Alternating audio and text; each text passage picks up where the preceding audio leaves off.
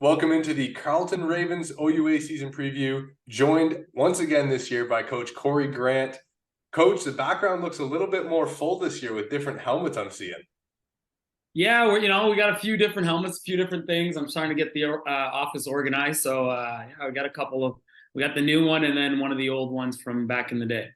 Nice. And I guess your second year now at the helm of the Carleton Ravens. How have you found the difference from last year's training camp to this year's? Big difference. I actually know where I'm going, and how to get around campus, and I know the players that are in the room. Last year, you come in and I hadn't met anybody, and you're just guessing names, and not and everybody's a number. But this year, have a better feel for the campus and the guys and the expectations, and they have that of me. So, really good, and I'm enjoying it. And actually, this year, I had my staff, especially my coordinators, in place a lot sooner. I think last year, the first time I met the coordinators was in August, the week before camp, and seen them in person. So that was good. How you kind of found that personal connection helps you when you're coaching guys up or really getting into tough coaching, I guess, as you're in the middle of training camp? How have you found that personal connection changes it? I think it's just great because then the guys know the expectations, right? And they know that when you're getting on them, you really want the best for them. And we always talk about, hey, we're not pulling you down, we're coaching you up, right? And always coaching you up. And everything we say, if we're talking to one individual, we're talking to you all, right? So not singling anybody out. And the guys know that we truly want the best for them in every aspect of their lives. So that allows us then to, have different points where we can touch on this, and we know those are different athletes.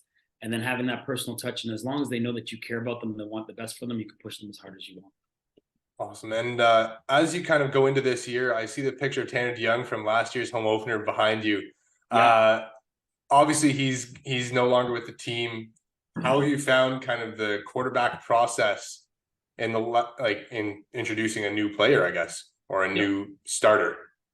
Yeah, it's okay. It's one of those things, right? And the reason Tanner's up there, that's my very first game from last year, and it's against me, so that's why he's up there. But you go through the process. The good thing is that I didn't know Tanner last year, and he still kicks around and comes around and helps out and does that piece. But with this group that's in now, and the guys that are in here at the quarterback position, I've gotten to know them for a full year. They've gotten to know me, so the transition isn't as drastic or as, oh my goodness, this new coach is coming in, what's going on. They know those, my expectations for them as leaders in doing that piece, and they know they're going to get a fair shot. And whoever becomes the starter or gets that opportunity to go in and play, they'll know the expectations from all of them, from the top to the bottom. And it's exciting because there's a hunger in the room and that competition, right? Everybody knows, okay, the job is open. Who's going to get it? And they keep going out there and fighting for it, and it's pretty fun. In terms of verbiage and I guess just like the coaching style that you want with your quarterbacks as an offensive guy, have you found through spring camp and now fall training camp that it's become more fluid, I guess, to call plays from the sideline? Yeah, it definitely is now. I am. I know you're not calling the plays, but Yeah, I'm not calling it, but I'm understanding, they're understanding, and then it's Mhm. easy. The biggest thing when we talk about is, and a lot of things that get lost, is communication, right? So now we're be able to pair that communication together, having that talk, having those talks, and what are you seeing? What aren't you seeing? This is what I see. And then we can do that in a better language and understanding of each other. And I know if I got one guy coming at me and he's hot headed, I got to be calm. Or if I got that guy that's calm, that I might have to jump on him to get him jump started. But we have that communication piece, and we have a better understanding of each other and the group as entirety. And it's pretty cool. How have you found the skill players have kind of taken a step as you go into this new season? New season, they're all now. Hey, everybody on my old line are just as skilled as everybody else, right? So all the skilled players, it's across the board. So when you're saying skilled players, are you talking about? I'll talk about the pass catchers and ball carriers. How's that? Okay, We'll move I'm to just blockers checking. in a Yeah, second. yeah. Well, I want to say my old line is skilled too now. So is the D line. They're doing good. Another year in the system, another year of understanding. For us as coaches, another year of getting better at teaching, right? And we always talk about how can we be better teachers, right? So that everybody in our room can understand. And even for me, understanding where our guys are at, and they come to me, the receivers, and doing that, coach, how can I do this? How would you do this? And having those things. And I'm like, well, your skill set doesn't allow you to do this, but how about you try this, right? And at the running back position, your feet are, you're a taller guy, so how about you try this when you're running and doing those things, so we can have a lot of more of those, that dialogue, because I understand the players better and our coaching staff understands their players better, and then they're understanding the system better, which then helps all of us get better one day at a time. All right, now let's talk about the really skilled guys, the offensive line. How is the group coming together? Coming to grow great. We got some returners, Pat Lavoie, Angus O'Mara, and Noah coming back from last year, and we got Dylan, and they're coming together. They're starting to gel, which is awesome. With those guys returning, they're working together, and that's the biggest piece of communication they got to have and be on the same page. And if they're going to make the same mistake, make it together. So that's really coming together, and we've added some depth there with some young guys coming in that are developing, and hopefully they can learn from, and hopefully they are learning from the older guys of what it means. And you know how O-line is. Mm-hmm. It doesn't matter what level you play at, they gravitate together, they have their own special bond, and I can see that developing through camp and as we get ready prepared for the season. I guess to kind of tie together the offensive conversation before we flip it, how have you found having Angus back at center has kind of helped with the quarterback turnover and kind of being a consistent guy to help with protections and calling out stuff that he sees from the point? Yeah, it's great to have him back there, but we've been rotating guys through because I like the guys to be very versatile in what they're doing. But having guys back, Angus is, he was playing guard last year, and then he can move over to center, but he can also go back to guard. And it helps even when he's at guard to move whoever's at center. He can help them. This is what I see. This is the calls, and help them with a younger guy being there, helping them develop too. So it's pretty cool to have him there. And he is, he's my engineering student, so he's that calm all the time, and everything's got to be really precise, which, you love with your offensive line guys. All right, let's go to the defense now. You had a couple secondary members representing the Ravens at the East-West Bowl. How is that group going to kind of change the game for you guys with turnovers in this year? Yeah, it is great to have Louis back, playing that boundary corner. He did well in the East-West, and I think that just elevated his game because it lets him understand where he fits in against some of the best in the country. And we already know how great he is, a great player he is. But then now it's that attention to detail to take his game to the next level and then bring the rest of the guys with him. And then even with Malik being there, working with the linebackers, and he's so interchangeable, can play any position in the back end.